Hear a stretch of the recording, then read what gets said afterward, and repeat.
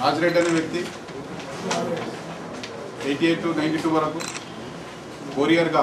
ఈ మావోయిస్ట్ పార్టీలో గిరాయిపల్లి దళానికి పనిచేసి తర్వాత సరెండర్ ఇక్కడ మూలాల్లో ఉంటారు. మరి ఇంకో ఇద్దరు నాగరాజు అట్లాగే దామోదర్ వీళ్ళంతా ఒక గ్యాంగ్ ఏర్పడి సిటీలో అవుట్స్కర్ట్స్లో వాళ్ళు వ్యక్తుల్ని కిడ్నాప్ చేసి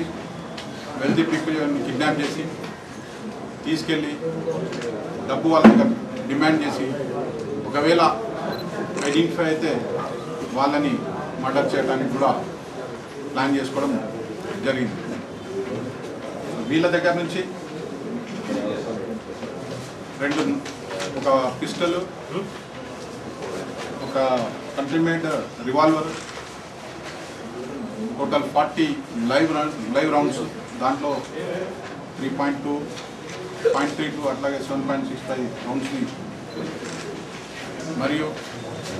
2 కర్రలు, రోప్, ఒక కారు స్విఫ్ట్,